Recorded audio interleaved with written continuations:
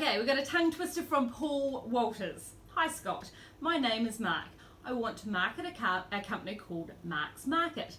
Will this need to be trademarked or just need a logo brand mark to help market Mark's Market? Perhaps you could help.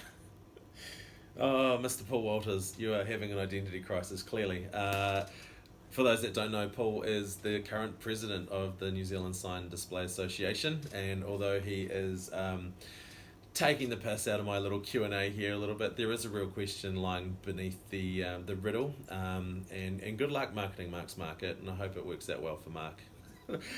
But realistic, I think the question here is, how do we protect our brands? Now, if Mark's Market is a brand new company, I would jump on Companies House and do a little bit of research to make sure that no one else has the name Mark's Market. You could Google Mark's Market and find out who else is marketing themselves under Mark's Market out there, just to be safe and sure. But that's not going to cover all bases. Especially something like Mark's Market, more than likely it might not be a limited company or might not be a registered company. There might be another Mark out there who's operating in markets who believes that his name is his and it's unique to him.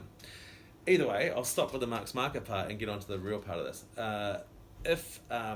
If someone believes that you're trading off of their well-earned reputation or their name, it can be a very grey area. So when we talk about trademarking, I haven't done it myself, and I haven't had a client that's gone through that process, but I have had some conversations around what would happen if, and it comes under a term called confusingly similar. So basically, if Joe Public out there if one brand accuses another brand of having a very similar brand, then they go to mediation, and what they look at is this term confusingly similar. So would Joe Public be able to tell the difference between the two brands?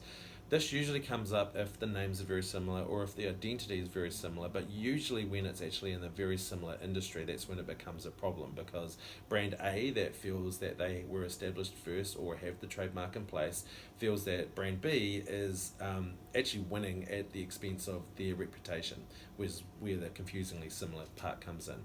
Now, it's a very grey area. It costs money, and there's a process to go through to trademark, and it will also cost you money regardless of whether you got the trademark in place or not to fight that battle and go through that mediation process as well. So it's a tough one. I think it's one of those cases where the lawyers win and nobody else does, and depending on how far you want to take it, whether or not you feel that having that brand mark in place, the logo mark, I'm getting confused with the marks now, Paul, but whether you need that protection in place for you to move forward.